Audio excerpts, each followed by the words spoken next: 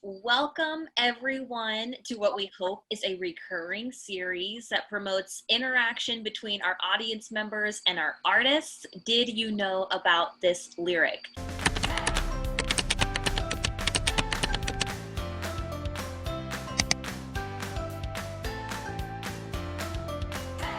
It is so good to see both of you, and welcome back, Mary. Good to see you again. Okay, I'm Mary Kay Elliott. I'm a former board member at the Lyric Stage Company, and I'm also a longtime subscriber.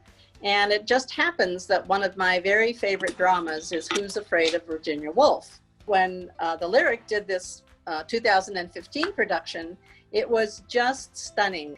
So Scott, I think you had been teaching Who Was Afraid of Virginia Woolf for a number of years. You clearly would have had kind of 2 or 3 key things that you wanted the students to take away from this particular play or drama. Can you think of what those were? I mean, I know it was a while ago. Sure. I taught Who's Afraid of Virginia Woolf for many years. There were many things I hope that they took away in our audiences. And part of that is also why George and Martha are so brutal with one another and wound each other so deeply.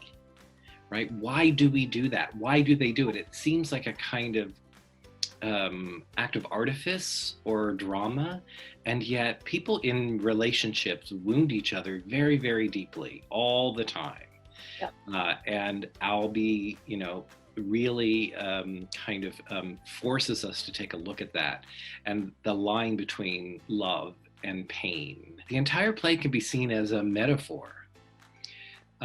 So when I would teach the play, the very last thing I would say after we discussed all the various aspects of the play, I would say, who are George and Martha? And they would look at me and I'd say, who are George and Martha? And you would see the class would dawn on them and they'd say, Washington.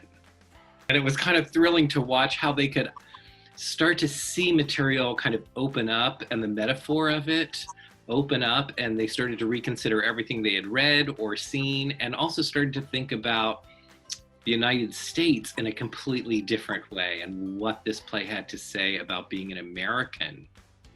How did you direct that scene where it's revealed that there is no sun, let's call it?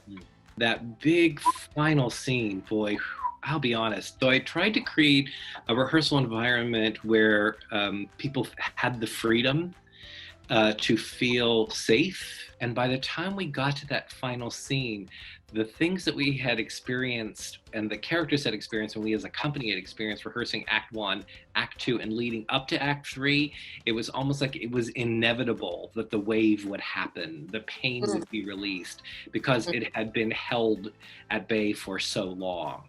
You could maybe rehearse it a couple of times, and then you just had to set it aside because it was too devastating, especially that particular revelation at the end was too devastating.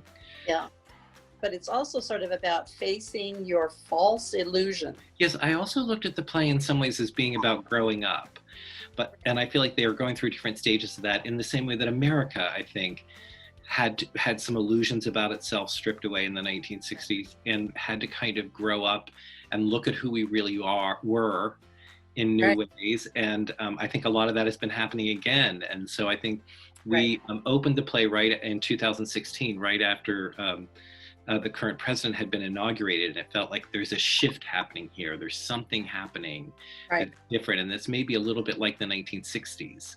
Yeah. And how are you doing with the COVID-19? Part of what's been so hard about the pandemic is we have been robbed of our art. And so there's not much taking care of our spirits. As much as wonderful as Zoom is for us to be able to communicate to each other, there's very little that takes care of us spiritually right now, like poetry does, like a visit to a museum, like listening to a great piece of music or a visit to the live theater and a shared experience with other human beings. I think you're so right. This is such a moment of pause, and it has gifted us a lot of time to interact like this and ask questions. So thank you both for taking the time and examining this particular show. I will forever be grateful to Lyric Stage Company for the honor and the privilege of being able to interpret this great work of American drama. It will always be with me. I love it. Terrific. Good night. Thank you both so much Bye. for being here. Have a lovely You bet. evening, and I'll see you both soon. Thank you. Good night. Bye.